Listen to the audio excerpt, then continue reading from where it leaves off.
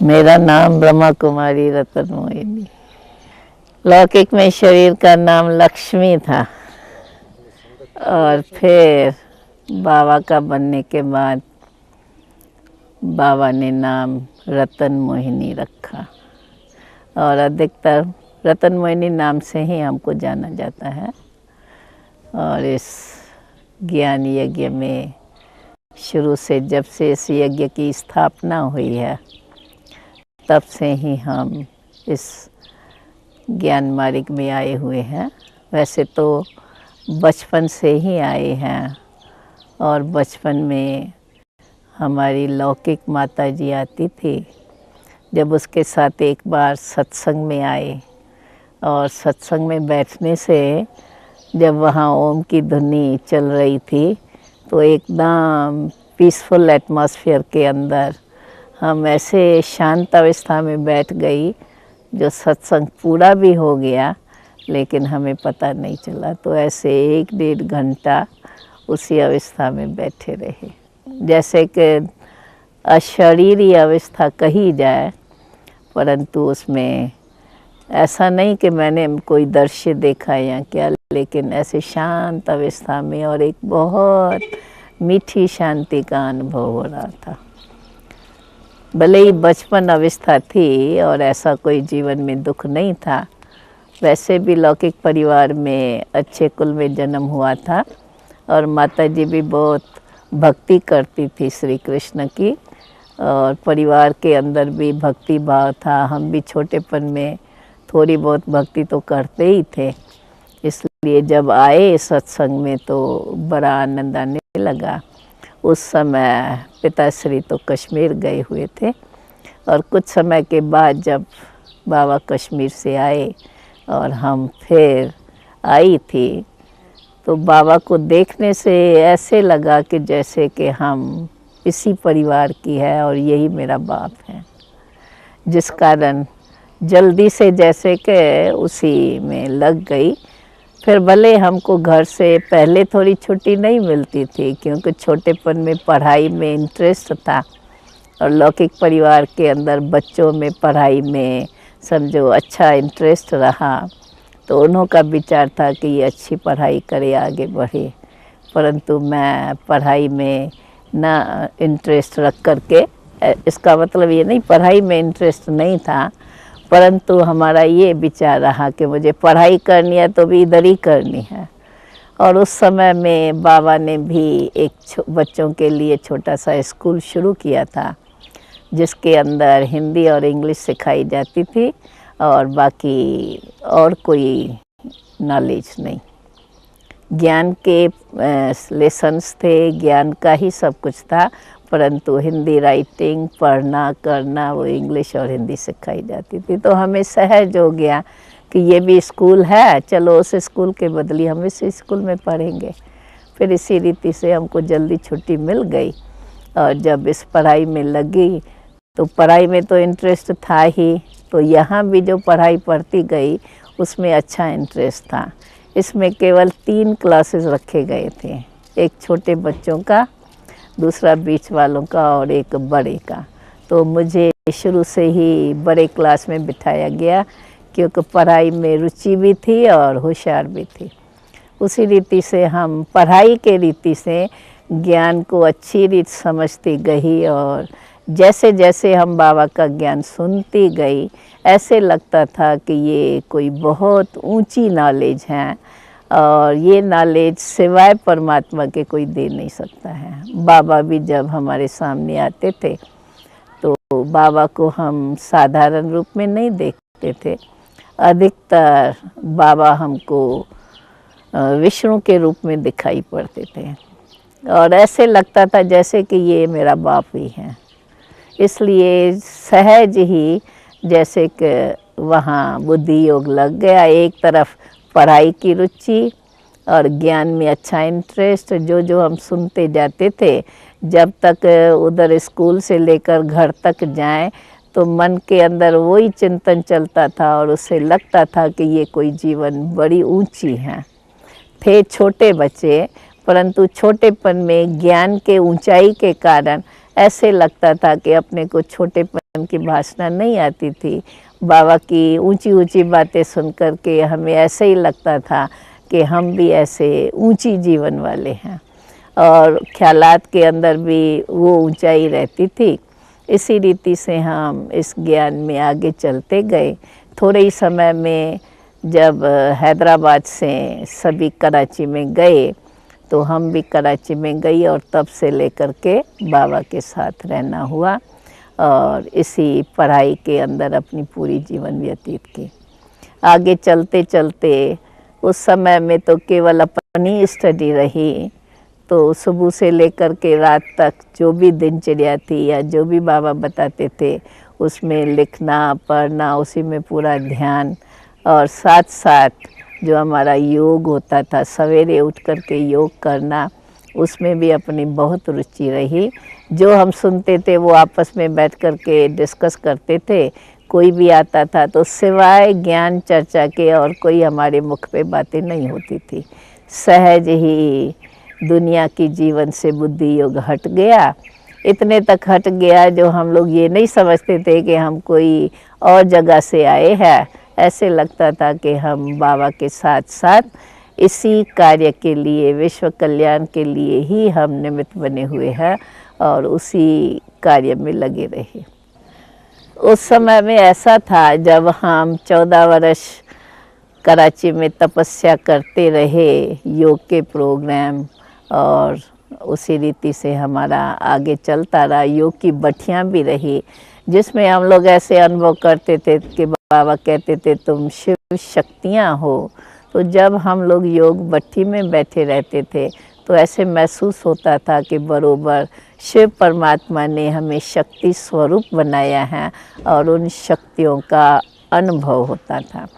14 वर्ष के बाद जब हम ओखा में पहुँचे, वैसे जब हम वहाँ से निकले थे तो वहाँ की गवर्नमेंट ये नहीं चाहती थी कि हम लोग वहाँ से जाएं, क्योंकि वे लोग हमको खुदा परस्त मानते थे। भले मुसलमानों का उस समय राज्य था पाकिस्तान हिंदुस्तान के कारण। वैसे जब हम पहले कराची में आए थे तभी अल्लाह बख्श वज़ीर था और वो डायरेक्ट बाबा से मिलता था। बाबा उसको साथ लेकर के जो हम बच्चों के क्लासेस होते थे उसमें ले आते थे, डायलॉग वगैरह वो पूरा सुनते थे, तो उसके ऊपर अच्छा प्रभाव था। उसी प्रभाव के कारण भले पाकिस्तान और हिंदुस्तान भी हो गया, परंतु उन्हों के ऊपर ये हमारी अच्छी छाप रही कि हम खुदा परस्त हैं, हम भगवान को मानने वाले हैं और हम विश्व कल्याण के कार्य में लगे हुए हैं। फिर जब हम पाकिस्तान छोड़ करके भारत में आए तो स्टीमर में, जब स्टीमर जिस टाइम पर पहुंचने वाला था वो ज़रा लेट हो गया। वैसे हम लोगों का प्रोग्राम ऐसा था कि स्टीमर ओखा बंदर में पहुंचेगा, वहाँ हम लोग उतर करके और पूरा प्रोग्राम जो भी ओखा के लोग हैं उन्हों को हम ये भगवान का संदेश देंगे और उसके अंदर संदेश दे करके बड़ी सभा के अंदर फिर हम ट्रेन के द्वारा आबू में जाएंगे। परंतु लेट होने के कारण वो प्रोग्राम नहीं हो सका और फिर हम जल्दी ही ट्रेन पकड़ के और सब आबू में आ गए। आबू में आने से ज़रा शहर से, माना समुद्र के किनारे से और एकदम पहाड़ों पर आए, तो उस समय मौसम और इस सब का असर थोड़ा सबके तबीयत पर हुआ, परंतु थोड़े समय के बाद फिर वो सारा हम ठीक रहे।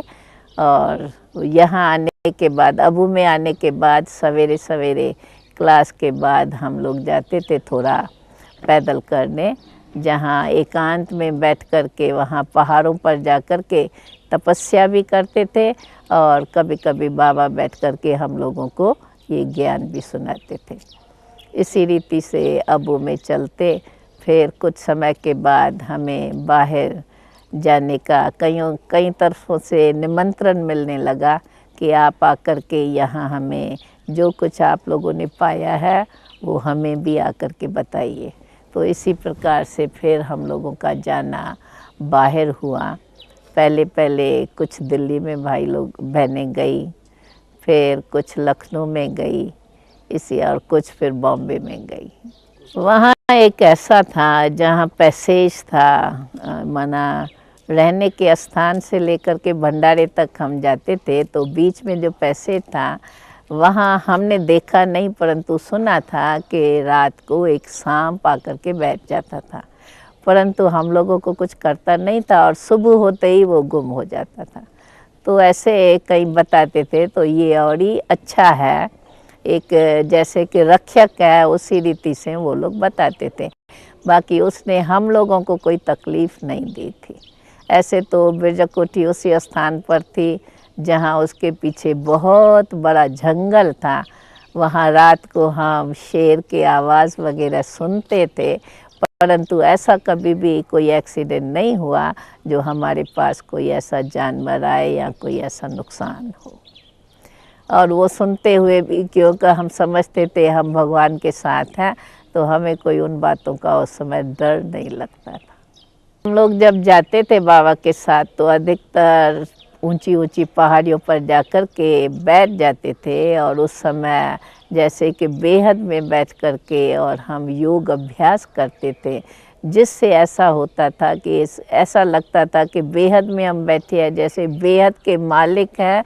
एक प्रैक्टिकल वो अनुभव होता था कि सारी विश्व के हम मालिक हैं और कैसे विश्व का पिता हमें विश्व का अनुभव करा रही है। तो बेहद में बैठ कर के योग तपस्या करना, उसमें एक बहुत अच्छा अनुभव होता था। मतलब ये तो हम जितना समय रहे, मैं समझती हूँ अब में बिरजा कोठी में हम 50 से लेकर के 54 तक रहे। तो 4 साल पहले 50 का छोड़ के मैं समझती हूँ 51 से लेकर के और 54 तक हम रोज़ सुबह को क्लास के बाद पैदल करने जाते थे। तो पिताश्री साथ रहते ही थे, और जो भी ऊंची ऊंची पहाड़ी, अबू की कोई ऐसी पहाड़ी मैं समझती हूँ नहीं छूटी होगी जहाँ हम लोग ऊंचाई पे नहीं चढ़ी होंगे। वहाँ से लेकर के अचलगढ़ तक भी हम लोग पैदल गए। एक बार तो माउंट आबू से आबू रोड पर भी पैदल गए, और वहाँ सारे आबू के लोग इकट्ठे हो गए और बहुत बड़ी सभा लगी जहाँ बाबा ने भी उन्हों को संबोधित किया और हम लोगों ने भी उन्हों को परमात्मा का परिचय दिया। फिर वहाँ से हम जब बिरजा कोठी में थे तो वहाँ से हम लोगों को जैसे जैसे सेवाओं पे निकले थे, तो हरिद्वार में एक सम्मेलन हुआ था, वहाँ हमको निमंत्रण मिला था। और वहाँ जब हम लोगों ने भाषण किया था तो उन्हों को हमारी नॉलेज बहुत अच्छी लगी थी। और फिर कुछ समय के बाद हमको जापान से निमंत्रण आया था। तब हमें पहली बार थी कि हम विदेश यात्रा पर बाबा ने हम लोग को भेजा था, लेकिन हमें वैसे अगर कहा जाए तो हमें दुनिया का पता नहीं था, क्योंकि हम यज्ञ के अंदर ही रहे थे और वहाँ ही अपनी तपस्या में रहे। पहली बार जब जापान से निमंत्रण आया और बाबा ने हम 2 बहनों को जापान में भेजा, तो वहाँ पहुँचने के बाद ऐसा लगता था, भले थे छोटे परंतु ऐसा लगता था कि भगवान ने हमको भेजा है, बाबा ने भेजा है तो कोई सेवा है। इसलिए कुछ भी देखते थे, किसको भी देखते थे तो नया नहीं लगता था, और हमारी बुद्धि में यही रहता था बाबा को हम लोगों से क्या सेवा करानी है वो हम देखते जाते थे। नहीं तो जब वहाँ गए तो थोड़ा ऐसा लगा लोगों को देख करके, लोग हमारे लिए बहुत नए थे। उन्हों की ड्रेस देखो, उन्हों की शक्लियाँ देखो। फिलिपियन का एक ग्रुप था, क्योंकि वहाँ विश्व शांति सम्मेलन था और उसमें हमको निमंत्रण आया था। वहाँ एक फिलिपियन का ग्रुप था, जिस फिलिपियन ग्रुप के अंदर समझो फीमेल को मेल की ड्रेस पड़ी हुई थी और मेल को फीमेल की ड्रेस पड़ी हुई थी। तो ऐसा तो हम लोगों ने एक पहली बार देखा, परंतु हम लोग ऐसे देखते थे, आश्चर्य नहीं लगता था, समझते थे दुनिया के अंदर भिन्न भिन्न प्रकार के लोग हैं। अभी बाबा ने ऐसे स्थान पर हमें भेजा है, बाबा को जो सेवा करानी है वो कराएगा। उसी खुशी से और उसी निश्चय से हम आगे चलते गए। वहाँ की भाषा जापानीज थी, परंतु कुछ लोग इंग्लिश जानते थे, तो हम लोग उन्हों से इंग्लिश में भाषण करते थे। परंतु देखा जाए कि ऐसे स्थान पर जाते भी भिन्न भिन्न संस्थाओं के अंदर, जो वहाँ बड़ी बड़ी संस्थाएं थी, कॉन्फ्रेंस के बाद फिर हम वहाँ एक एनानाइक्यो संस्था थी, वहाँ पर भी हम लोग गए, जो बुद्धिस्ट ये एनानाइक्यो में तो हमको निमंत्रण मिला था, और उसके बाद फिर हम एक बुद्धिस्ट संस्था में गए थे, उन्होंने भी हमें बुलाया था। वहाँ उन्हों को उस समय में हमारे पास एक बहुत बड़ा पिक्चर ये झाड़ का था, वो झाड़ पर हम उसको समझाते थे, तो उसमें सभी धर्मों का होने के कारण उन्हों को वो बहुत अच्छा लगता था, जो भी हम नॉलेज सुनाते थे। ऐसे मैं समझती थी वहाँ हम लोग 15 दिन तक उन्हों के पास रहे थे और उन्हों को इन्हीं बातों पर समझाया। उन्हों के सभाओं में भी प्रवचन हुआ और थोड़ी बहुत हम जापानीज़ भाषा भी सीख गए, जो उन्हों को पहले जापानीज़ भाषा में संबोधित करते थे और फिर अपनी इंग्लिश भाषा में करते थे। तो हम लगभग 1 साल की सेवाओं पर थे। 4 मास जापान में रहे और फिर 3 मास हम हांगकांग में रहे, 3 मास सिंगापुर में रहे और उसके बाद 1 मास आगे पेनांग वगैरह में होते हुए पूरा 1 बरस 16 अक्टूबर में गए थे और 16-17 सितंबर हम भारत में पहुँचे। जापान में एक ये विशेष सेवा हुई, जब इन्होंने हमारी ये बड़ी बड़ी पिक्चर्स देखी थी, तो एक बुद्धिस्ट संस्था थी, उन्होंने हमको ये झाड़ के पिक्चर 5000 कापीस, क्योंकि उनके पास बड़ी अच्छी मशीनें थी, तो उन्होंने हमको छपा करके दी थी। तो हम लोगों को लक्ष्य था कि जब हम आए हैं इतना दूर और बाबा ने हम लोगों को भेजा है सेवा के लिए, तो हमको कुछ अच्छी सेवा करके, माना लोगों को संदेश पहुंचा करके और सबको उनमें से कोई रिज़ल्ट निकाल के ही जाना है। तो इसी लक्ष्य से हम लोग वहाँ चलते रहे। ऐसे भी था कि जापान, हांगकांग, सिंगापुर के अंदर सिंधी लोग काफ़ी थे, उनों से भी परिचय हुआ। और विशेष सेवा ये हुई कि जो हमारे लौकिक परिवार वाले या जो सिंधी कम्युनिटी थी, वो अधिकतर हमारी बातों को जल्दी मानती नहीं थी, परंतु जब हम लोग जापान में गए तो हमारी वहाँ निमंत्रण मिला है और ऐसे हमारी सेवाएं देख करके उन्हों के ऊपर भी अच्छा प्रभाव पड़ा और वे भी हमको वहाँ, चाहे जापान में, चाहे हांगकांग में, चाहे सिंगापुर में, हमको वहाँ निमंत्रण देने लगे और वो इन हमारी बातों को समझने की कोशिश करने लगे। फिर जैसे जैसे उन्हों को भी ये ज्ञान समझाते गए, बताते गए, तो उन्हों को लगा कि बरोबर हमारी ही कन्याएं माताएं हैं, जिन्होंने अंदर बैठ कर के इतनी तपस्या की है और इतना इनका ऊंचा ज्ञान है, जो और लोग इनको अच्छी रीत से सुनते हैं और हम उनका ले नहीं पाए हैं।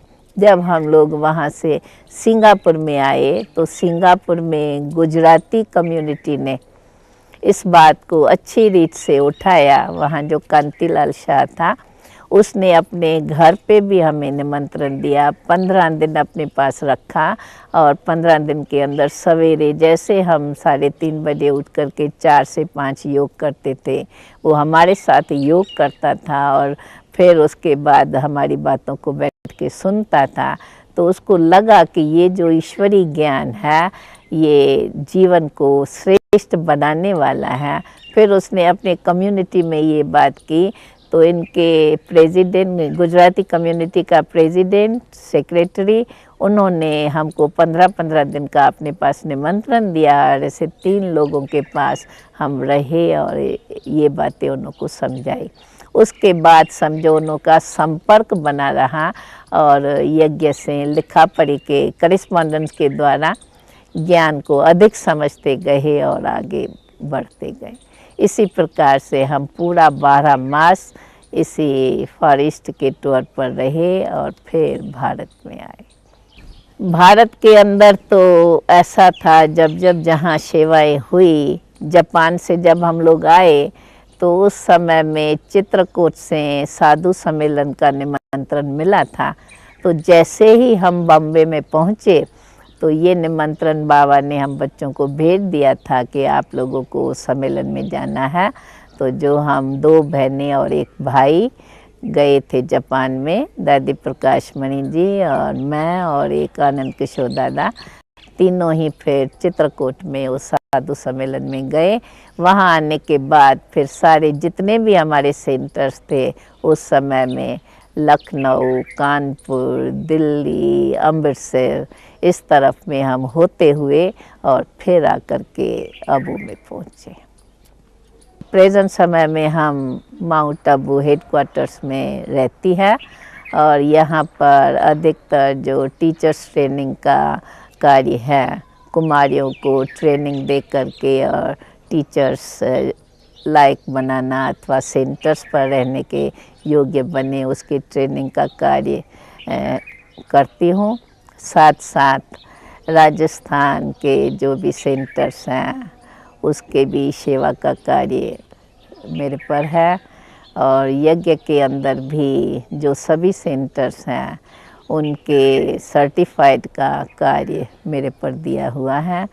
टीचर्स जो भी सेंटर्स पर रहती हैं उनके पूरे डॉक्यूमेंट्स रहते हैं यहाँ ऑफिस में, तो ये सारा कार्य हेडक्वार्टर्स में करते हैं। बाकी हेडक्वार्टर के अंदर जो भी भाई बहनें आते हैं, क्लासेस वगैरह होते हैं, तो उसमें अपनी सेवाएं रहती हैं। यहाँ जब से हमारा 71 में विदेश में एक ग्रुप गया था, जिन्होंने सारे विदेश के अंदर मना, लंदन, अमेरिका के और भी देश, फिर हांगकांग, सिंगापुर चक्कर लगाया था। और उस समय में फिर लंदन में सेवा केंद्र स्थापन हुआ था, तो 72 में हमको भी लंदन में जाने का मौका मिला था।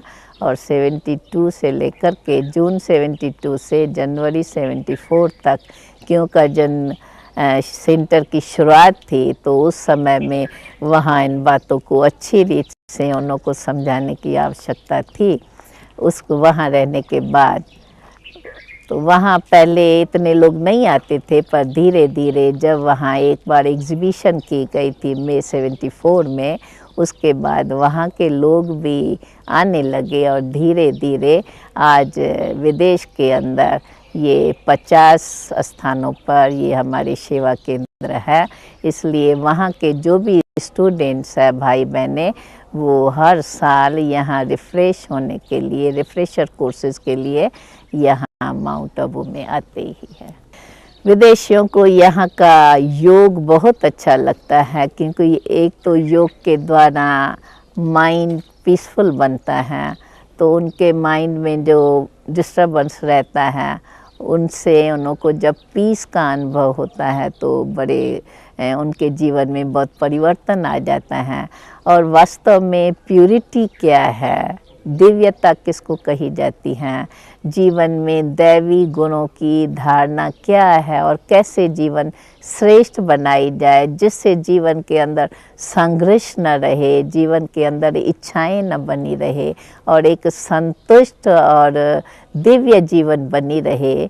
जैसे जैसे ये ज्ञान को सुनते हैं, समझते हैं और सेल्फ रियलाइज़ करते हैं वास्तव में आत्मा क्या है और आत्मा का संबंध किसके साथ होना, परमात्मा से कैसा है, इन बातों को समझने के बाद वो समझते हैं मनुष्य जीवन जो श्रेष्ठ है, जिसके अंदर सदा शांति होनी चाहिए, सुखमय जीवन हो, संघर्ष न हो, या इच्छाओं में मनुष्य जो परेशान होता है उससे बचे रहे। इसलिए ऐसी बातें सुन करके और विशेष योग का अनुभव करने के बाद परमात्मा के साथ जब उनका कनेक्शन हो जाता है, मन एकाग्र हो जाता है, तो वो बात उनको बहुत अच्छी लगती है, जिस कारण वो वहाँ से भी यहाँ आकर के और उस रिफ्रेशर कोर्सेज करके और अपने जीवन को आगे बढ़ाते हैं। वैल्यूज़ के लिए ऐसा है, क्योंकि मनुष्य जीवन अगर उसके अंदर महानता मानी जाए, तो अगर जीवन में अच्छे गुण हैं, जीवन के अंदर एक दो के प्रति रिस्पेक्ट हैं, तो जीवन श्रेष्ठ मानी जाती हैं। अगर हमारे अंदर औरों के प्रति शुभ भावनाएं बनी रहती हैं, तो दूसरों की भी हमारे लिए शुभ भावनाएं रहती हैं। हैं, इससे एक दो में सदा स्नेह बना रहता है। स्नेह अगर जीवन में है तो आपस में यूनिटी बनी रहती है, जिस यूनिटी के कारण एक दो में प्रेम और एक दो से सुख का अनुभव होता है। तो आपस में कोई डिस्टर्बेंस नहीं रहता है और यूनिटी माना आपस में एकता है तो मन के अंदर भी शांति रहती है। अगर आपस में मतभेद होता है तो माइंड में भी डिस्टर्बेंस रहता है। इसलिए ये वैल्यूज़ जिसको हम दैवी गुण भी मानते हैं, उनका अगर जीवन में हम धारण करते हैं तो जीवन एक महान बन जाती हैं। और हम भारत के अनुसार तो ये मानते हैं कि जैसे हमारे पूज्य देवताएं हैं जिन्हों के जीवन में इतनी दिव्यता और इतनी पवित्रता थी, हम भी अपने जीवन को इतना दिव्य और पवित्र बनाएं, जो वास्तव में हमारा प्राचीन भारत का योग है, राजयोग, जो कल्प पहले भी परमात्मा ने आकर के सिखाया था। अभी भी वही परमात्मा हमें वो राजयोग सिखा करके हमारी जीवन को पवित्र और दिव्य बना रहे हैं। इसलिए भगवानों वाच्य है, पवित्र बनो और योगी।